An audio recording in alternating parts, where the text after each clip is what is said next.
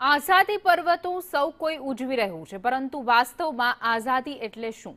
આ મુદ્દે રાજકોટના લોકોએ પોતાના વિચારો સંદેશ ન્યૂઝ સમક્ષ રજૂ કર્યા હતા.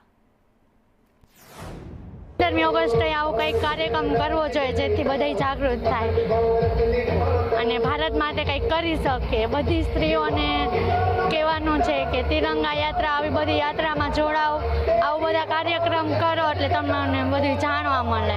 ભારત એ મહત્વ ધરાવે છે કે હું આ ભારતની આ ભૂમિ ઉપર જન્મી, એ જ મારા માટે મોટી ગર્વની વાત છે કે જો ભારત ન હોત તો હું ન હોત, ભારત છે તો હું છું. હું એઝ અ ગર્લ એમ વિચારું કે આઝાદી બધી ગર્લ્સને મળવી જોઈએ, જેવી આઝાદી બધાને જોતી હોય એવી. અને ગર્લ્સ જેટલું આઝાદીનું મહત્ત્વ ગર્લ્સ વધારે સમજી શકે છે, કારણ કે અત્યારના ટાઈમમાં ગર્લ્સને કોઈ આમ ઇન્ડિપેન્ડન્સ આપતું નથી.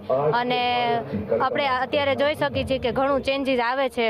અર્થવ્યવસ્થા આગળ વધવી જોઈએ, ડિજિટલ રીતે આગળ વધવી જોઈએ, યુવાઓને જે ઓપોર્ચ્યુનિટી મળવી જોઈએ એ બધાને એક સમાન મળવી જોઈએ, એમ કોઈની સાથે પાર્શિયાલિટી ન થવી જોઈએ. અમે એઝ અ એનસીસી કેડેટ તરીકે તિરંગો અમારા માટે બહુ મહત્વ ધરાવે છે. એના પછી અમારે એનસીસી ફ્લેગ જે છે તેના એ તિરંગો અને એનસીસી ફ્લેગ બે સમાન રૂપે અમારી માટે સેમ જ છે, એટલે એ અમારાથી વધીને છે. બીજા બધા દેશોની સરખામણીમાં અહીંયા જે સંસ્કૃતિ છે આપણા જે અલગ અલગ જાતિના કંઈ પણ બધા એક સાથે રહે છે, આ બધું જે અહીંયા ભારત દેશમાં જ જોવા મળે છે. એટલો બધો વૈભવ વારસો આપણને મળ્યો છે. આજે મારો ભારત દેશ આઝાદ છે તો એ આ સૈનિકોના લીધે છે. મારો ભારત દેશ આઝાદ છે, સોનાની ચીડિયા ઉડતા આકાશના પરિંદા જેમ તે ઉડી રહ્યો છે. મને ખૂબ મારા દેશ ઉપર ગર્વ થાય છે.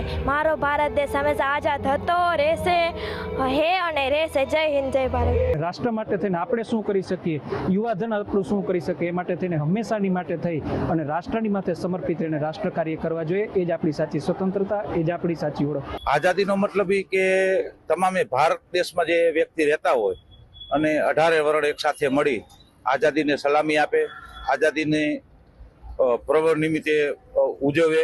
આપણા જ દેશમાં, આપણી જ ખેતરોમાં, આપણા જ રાજ્યોમાં કે આપણા વિસ્તારોમાં થતી ખેત પેદાશો હોય કે બિઝનેસો હોય, એને સ્વતંત્રતાથી જે બંધારણમાં લાભો, હકો છે, એ હકોને બંધારણીય હકો તરીકે મેળવી શકીએ, એ જ ખરેખર દિલથી આઝાદી કહી શકાય. પણ જે આપણે જોઈશી પ્રમાણે આઝાદી આપણે મળી જતી હોય, ત્યારે કામ થતા હોય, ઘણા બધા કામ પેન્ડિંગ હોય, મોડા થતા હોય, અને છતાં કામ થઈ જતું હોય, તો એ રીતે આઝાદીથી વિશેષ શું કહી શકે? આઝાદી એટલે સ્વતંત્રતા, પણ સ્વચ્છંદતા નહીં.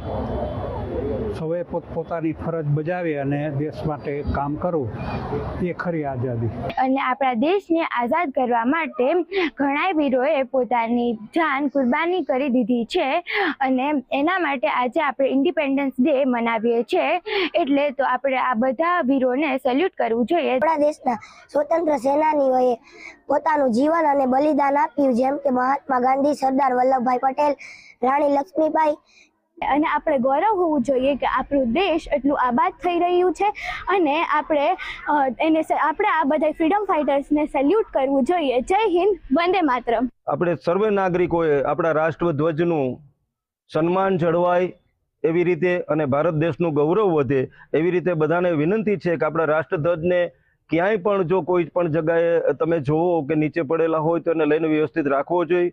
અને આ લોકશાહીની અંદર લોકોને અનેક હક અને અધિકાર મળ્યા છે, અને વિશ્વના ટોપ કક્ષામાં ભારત આજ જઈ રહ્યું છે. જય હિન્દ, જય ભારત. સ્વતંત્રતા એટલે આપણે લોકશાહી જે છે એ બિનસાંપ્રદાયિક, આપણો દેશ બિનસાંપ્રદાયિક છે, તો ખરેખર જે સમાનતા અને સ્વતંત્રતા છે એ છે કે કેમ, તેનું આપણે તે જોવું જોઈએ. અને તે જે ખરેખર સાચી લોકશાહી છે, તે લોકશાહી માણસોને સ્વતંત્રતા મળે તેવા પ્રયત્ન કરવા જોઈએ. જય હિન્દ, જય ભારત.